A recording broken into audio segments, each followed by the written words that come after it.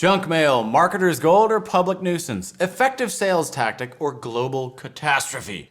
Also in this episode, hyperbole, most unbelievably amazing language tactic ever or most disgustingly disastrous force imaginable.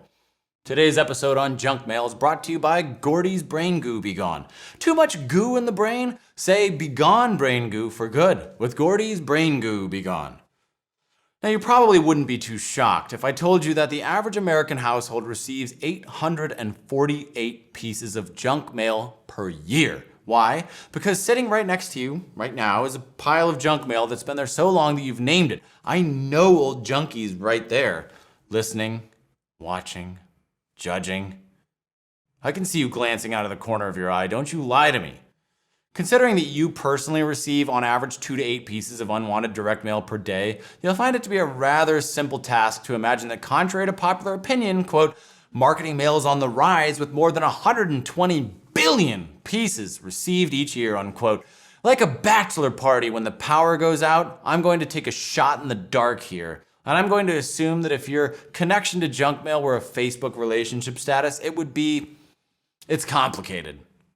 In this video, we'll discuss why junk mail is a terrible thing and why it's a wonderful thing and why, like everything else in our modern world, there's a tension here between what's best for making money and what's best for our planet, apparently. So this video is either a cautionary tale or a delightful how-to for you marketers out there, depending on where you personally stand ethically.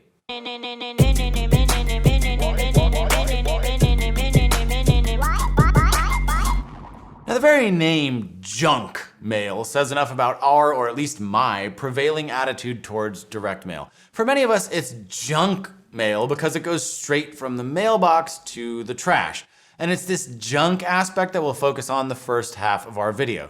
How it's bad, essentially. Sure, I could give you boatloads of statistics on the subject, and I do intend to, don't worry. But before we do that, let's go on a little thought experiment here. Let's imagine the lifespan of a single piece of direct mail. Let's call him old Junkie's cousin Jimmy.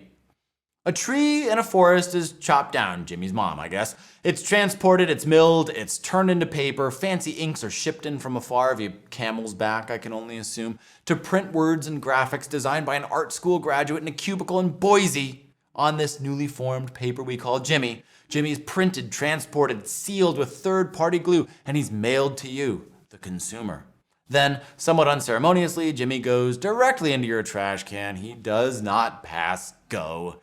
He's collected by a garbage truck, goes into a landfill, or at best is possibly recycled, and thus ends Jimmy's complicated but short-lived life. Now, is any of this true? Well, I don't know, but I'm imagining it right now, and that means so are you. And yet, here you are saying, what could possibly be wrong with all of this? Seems like a perfectly good use of our finite resources, postal bandwidth, and time, right? Well, this type of material is referred to as printed ephemera because it's designed to have a short lifespan.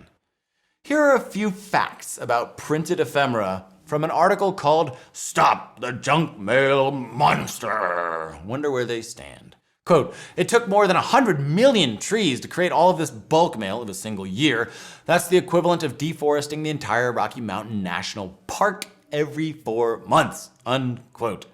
Quote, the production and disposal of junk mail consume more energy than 3 million cars, unquote, which according to some is more than all of the cars in Los Angeles and New York combined. And that statistic is scary for 2 reasons I can think of. Or how about this from a piece entitled, Let's Ban the Junk Mail Already? Quote, measured in carbon footprint, logging is 5 times as bad for the environment as conversion, wildfire, wind, pests, and tree mortality put together, unquote. And of course, at this point, you're thinking, hey bud, not only do I not like the way your face looks, but I also don't think we need to be concerned about this. Everything is digital now, just like the back button, which I'm about to hit in 3, 2, 1.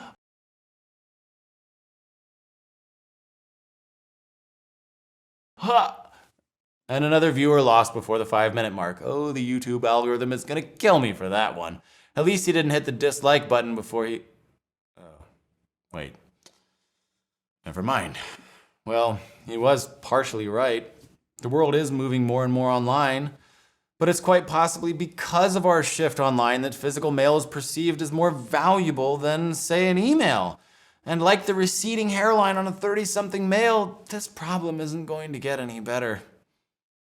A piece called Junk Mail or Good Advertisement sums it up thusly, quote, "Many advertisers believe that this form of advertising is losing ground in the digital age, but on the contrary, advertisers spent more than $46 billion in 2014 in direct mail marketing. That's an increase in spending of $1.2 billion from 2013. And where were we last year in 2020, you might be asking? Well, how about $67.34 billion in 2020 at a compound annual growth rate, CAGR, of 0.75%, unquote. Whew, that's a lot of mail. Some reports say that advertisers spend on average $167 per person per year to reach people via direct mail. And just as elsewhere, humans, well, we only have so much mental capacity that we can direct towards anything. So each piece of unwanted mail, be it an email or physical, takes chunks out of our day that add up over the years. Quote, "Each of us will spend an average of 8 months of our lives dealing with junk mail," unquote. It's a signal to noise problem because, quote, "valuable messages are more likely to be missed if there is no method of screening out the good ideas and information from the bad," unquote. Even the US Postal Service admits, quote, "58% of the mail American households receive is marketing mail," unquote.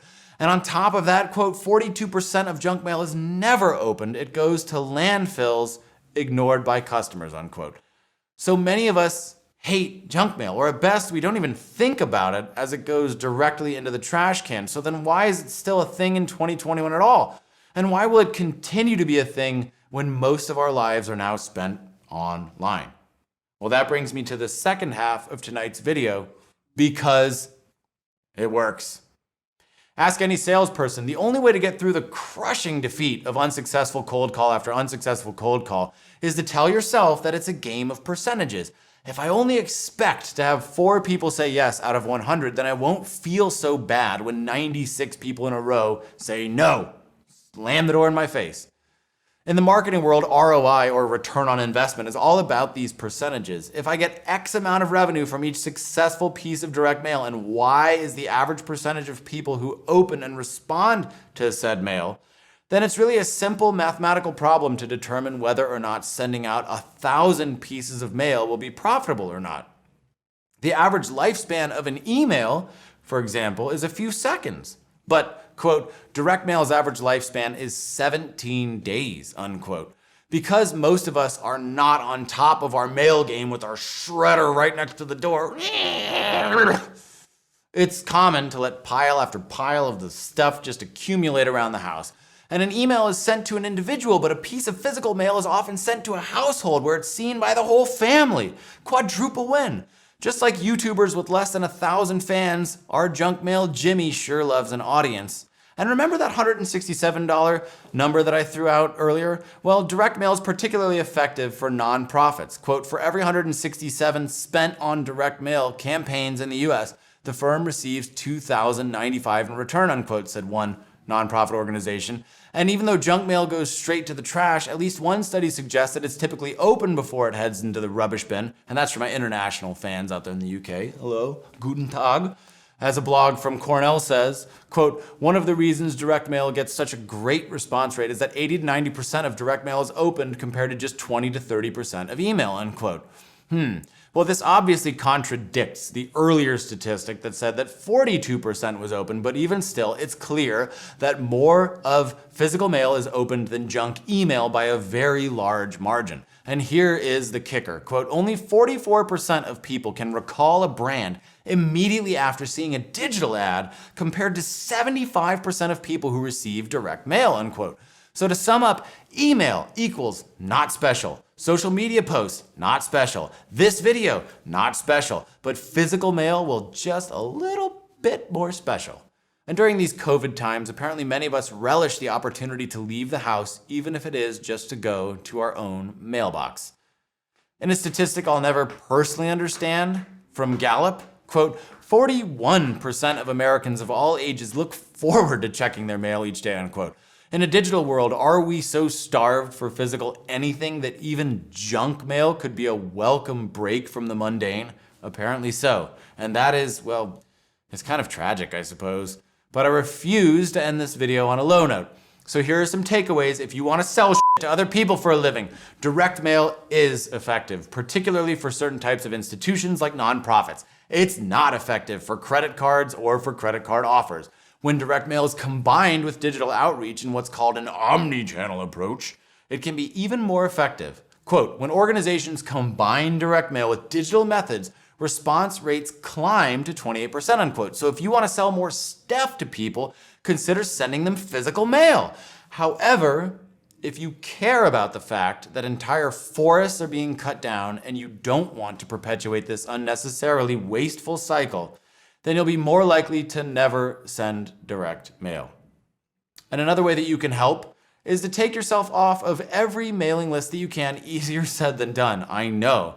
And even look at certain programs like Do Not Mail lists, similar to the Do Not Call list that helped us cut down on robocalls a few years back, at least for, a minute and a half or two. I believe that we should have a national no junk mail list that is kept by the post office so that those of us who look forward to receiving junk mail from strangers can continue to do so, and those of us who don't won't have to unwittingly contribute to environmental destruction. Advertisers will have to spend less money to reach their people, and people like me won't have to shred 848 urgent messages from Spectrum telling me that I can upgrade to their cable package for an unprecedented rate that is coincidentally the same as it has been each year, each week since they started spamming me 3 years ago. It's a win, win, win, if only in my imagination.